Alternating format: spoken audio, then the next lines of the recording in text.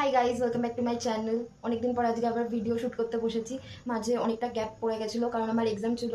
আর এক্সামের চক্করে আমি বহুত কিছু করতে পারিনি, যেগুলো আমি করতে এক টাইমে ভালোবাসতাম। তো এক্সাম শেষের পর সেগুলোই আমি করেছি। আর সেটা নিয়ে আমি একটা ভিডিও বানাতে চাই, ডকুমেন্টারি ভিডিও হিসেবে, যাতে আমি 5-6 বছর পর এটাই দেখতে পারি।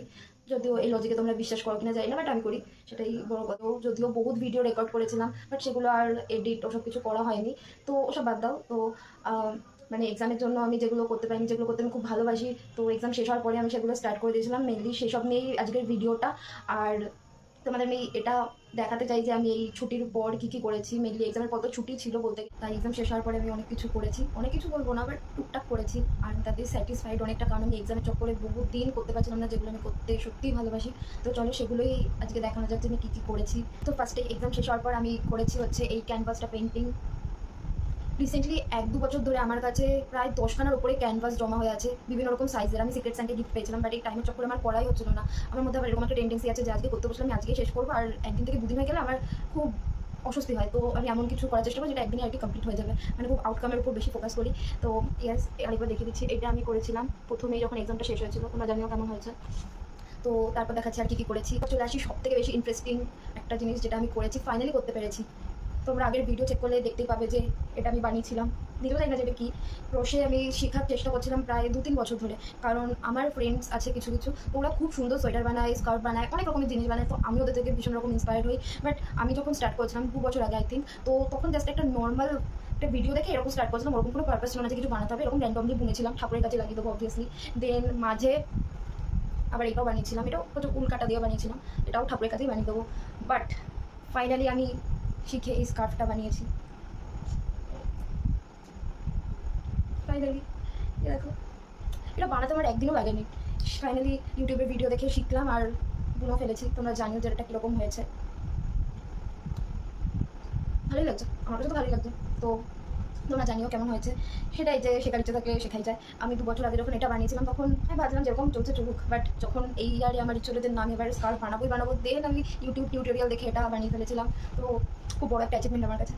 তারপর আমি সোয়েটার বানাতে চাই, বাট টাইম লাগবে ওগুলো শিখতে। বাট হ্যাঁ, এটা আমি ফার্স্ট টাইম বানিয়ে খুব হ্যাপি হয়েছিলাম। আর তোমরা যদি কেউ বানাতে চাও দেন কমেন্ট করো, টিউটোরিয়াল ভিডিও দেওয়ার চেষ্টা করবো অবভিয়াসলি। আর এইসব বাদ দিয়েও আমি হচ্ছে অনেক মুভি দেখেছি। মুভি আমি বরাবরই অনেকই দেখি, বাট আমার মনে থাকে না যে আমি মুভিতে কী দেখেছি। মানে সেইটা না তো মনেই থাকে, বাট 3-4 বছর পর যখন কেউ জিজ্ঞেস করে বা সেই টপিক ওঠে না যে মুভিটায় কী ছিল, আমার মনেই থাকে না যে মুভির মধ্যে কী ছিল। আমি যেহেতু অনেক মুভি দেখি, তাই মানে আমার একটু ভুলে যাওয়ার স্বভাব আছে, জানি না এটা নর্মাল কিনা। তো হ্যাঁ, আমি ঠিক করেছি যে আমি এরকম ভিডিও বানিয়ে রাখবো, যাতে মুভিটার কিছুটা পোর্শন হয়তো আমি বলতে পারি, সো দ্যাট ইন ফিউচার আমার মনে থাকে যে মেইন আর কি কী ছিল মুভিটার মধ্যে। এটা ঠিক যে মুভি দেখার আগে আর মুভি দেখার পরে সেম পার্সেন্ট একটা মানুষ কিছুতেই থাকতে পারে না। 1% হলেও চেঞ্জেস আসে, যদি না সেটা ভালো মুভি হয়। তাই আমি কী কী মুভি দেখেছি সেগুলো বলছি। ঋতুপর্ণ ঘোষের মোটামুটি 5-6টা মুভি দেখেছি। আর ধুরন্ধর 1-2 তো দেখেইছি। আর কি দেখলাম, আর হচ্ছে কিছু বাংলার পুরোনো দিনের মুভিগুলো দেখছিলাম, যেমন মুভিটা মনে করতে পারছি না, দেখেছো তো এখনই ভুলতে শুরু করে দিয়েছি। আরে আসা যাওয়ার মাঝে, তারপর আরও 2-3টে এরকম দেখেছি, নামগুলো নাম মনে রাখা উচিত ছিল, বাট ভুলে গেছি। যাই হোক, তো এই গেল হচ্ছে মুভির পার্ট। তারপর হচ্ছে গানে যদি আসি, তো আমি এখন অতটাও গান সেরকম এক্সপ্লোর করছি না। মেনলি আমি স্পিরিচুয়াল গান একটু বেশি শুনছি আজকাল। তো এটাই, গানের পার্ট শেষ। তোমরা নিউজে অনেকেই দেখেছো যে রাহুল অরুণোদয় ব্যানার্জি মারা গেছে। তো ওর পডকাস্ট আমি বরাবরই ফলো করতাম, সহজ কথা যেটা। ও মারা যাওয়ার পর আরও বেশি করে ওর পডকাস্টগুলো শুনছি। তো সেখানে অনেক আর্টিস্টদের অনেক রকম পডকাস্ট শুনেছি। আর ওটা বাদ দিয়েও আমি বিভিন্ন রকম, মানে আমার ইউটিউবে ম্যাক্সিমাম টাইমে পডকাস্টই শুনি, সেটা আয়ুর্বেদা হোক, অ্যাস্ট্রোলজি হোক, আরও হচ্ছে হেলথ, লাইফস্টাইল, চক্রা অ্যাক্টিভেটিং, এইসব আর কি অকাল্ট জিনিসপত্র একটু বেশি দেখি। আদারওয়াইজ বিয়ার বাইসেপসের ভিডিও দেখি। এরকম কিছু কিছু আছে চ্যানেল যেগুলো আমি খুব ফলো করি। তো এই গেল হচ্ছে পডকাস্টের পার্ট। মানে এগুলো আমি পডকাস্ট শুনতে খুব ভালোবাসি, খুব। তো এটাও করতে পারছি এক্সাম শেষে, তাই আমার খুব ভালো লাগছে। সারাদিন আমার ফোনে এইসবই চলতে থাকে। আর তারপর আসে হচ্ছে মেইন পার্ট, যেটা আমি করতে খুব ভালোবাসি, বাট এতদিন অনেকটা লং গ্যাপ ছিল যে আমি সেটার সাথে আমার ইন্টারাকশনই হচ্ছিল না। তো আসা যাক সেইটার মধ্যে। তো আমি এই দুটো বই কিনেছি। 2026 আমার বই কেনাই হয়নি, মানে খুব কম, যেটা আমি লাস্ট 3-4 বছরে বহুত বই কিনেছিলাম। বাট এই ইয়ারে জানি না কেন আমার বই কেনার ইচ্ছেটা চলে গেছিলো, কারণ আমি বই কিনে যাচ্ছিলাম, কারণ কাজের কাজ কিছু হচ্ছিলো না, পড়ছিলামও না, শুধু ভাবছিলাম যে বই কেনার লাভ নেই। বাট এক্সাম শেষে এই দুটো বই আমার খুব ইচ্ছে হচ্ছিলো কিনতে, তাই আমি এই দুটো কিনেছি। আর এইটা পড়ছি এখন রিসেন্টলি।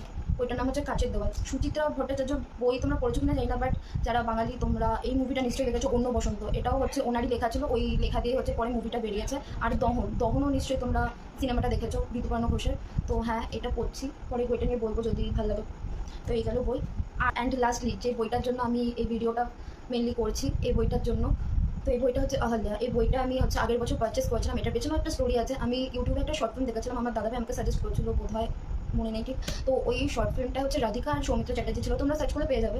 তো ওই স্টোরিটা দেখার পর আমি ফার্স্টে ভেবেছিলাম গৌতম ক্যারেক্টারে যে আর কি অভিনয় করছে, ওই গৌতম মানে হচ্ছে গৌতম বুদ্ধা, ফার্স্ট টাইম ভেবেছিলাম, যেটা একদমই নয়।